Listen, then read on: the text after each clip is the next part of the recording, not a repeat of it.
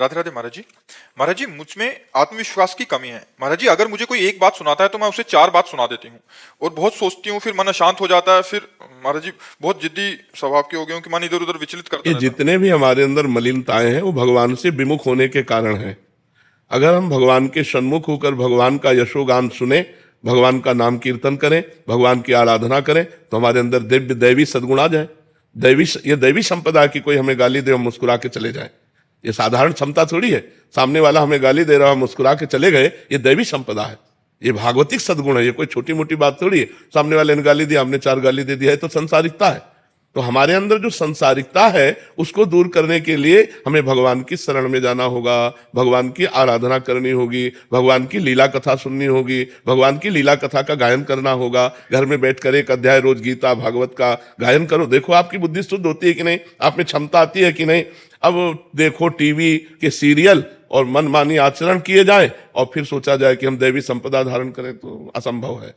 राधे राधे महाराज जी। महाराज जी, मोह, अहंकार और माया का लालच के कारण बहुत सी गलतियां हुई हैं जीवन में। अब बहुत पछतावा होता है, कैसे अपने आप को इससे मुक्त करूं प्रभु? अगर पछतावा होता है तो मुक्त होने में देर नहीं लगेगी, लेकिन वास्तविक पछतावा हो तब ना। पछतावा हो कि हृदय जल रहा है, अब खाना अच्छा नहीं लगता, पानी अच्छा नहीं लगता, रात दिन एक जलन पैदा हो रही मेरे से, ऐसा, तो वही पश्चाताप ही उसको भस्म कर देगा। और होता है, रात को सो नहीं पाती, अंदर से चिंता होती है, क्यों हो गया, कैसे हो गया। हाँ, तो ये पश्चाताप ही उस जो भी मलिनता है उसका नाश कर देगी। और खूब भगवान का नाम जप करो। नाम जप करती हो, अधिक से अधिक भगवान का नाम जप करो। नाम जप से ही कलयुग में भगवत प्राप्ति है। अन्य युगों में अलग अलग भगवत प्राप्ति के साधन थे, जैसे सतयुग में ध्यान, त्रेता में यज्ञ, द्वापर में पूजा, लेकिन कलयुग में केवल हरिनाम, केवल हरिनाम। कलौ नास्तेव नास्तेव नास्तेव गति अन्यथा। भगवान श्री कृष्ण द्वैपायन व्यास देव जी महाराज 3 बार कहते हैं कि बिना हरिनाम के किसी का भी कल्याण नहीं हो सकता, नहीं हो सकता, नहीं हो सकता। हरिर नाम हरिर नाम हरिर नाम केवलम कलौ नास्तेव नास्तेव नास्तेव गति अन्यथा। हर प्रश्न का उत्तर नाम जप है। नाम जप करो, आप देख लो, हर प्रश्न का उत्तर समाधान आपको मिल जाएगा। हर बात का समाधान, हर संकट का समाधान, हर चीज जो चाहिए वो सब नाम कल्पतरु जप के तो देखो। अब नाम न जप करो, भगवत विमुख होकर गंदे आचरण करो, चाहो सुख तो कैसे प्राप्त हो सकता है?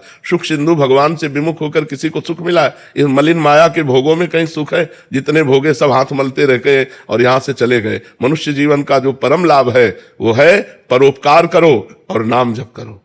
अगर 4 रोटी भगवान ने दिया है तो 1 रोटी अपनी 4 में से निकालो, पशु पक्षियों को बांट दो, भक्त को पवा दो, किसी गाय को दे दो, किसी वैष्णव को दे दो, और अपना पेट पालो। 3 रोटी से पूरे परिवार का ऐसे चला जाता है गृहस्थी में।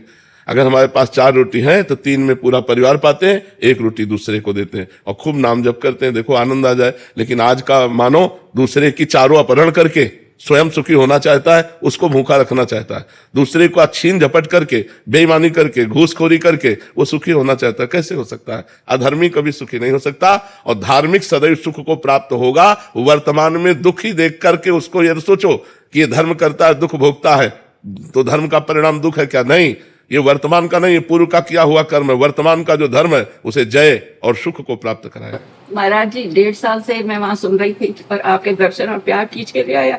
अब मेरी गलतियां माफ कर दो, मेरे को बख्श दो। मैं खूब नाम जप करो, खूब नाम जप करो।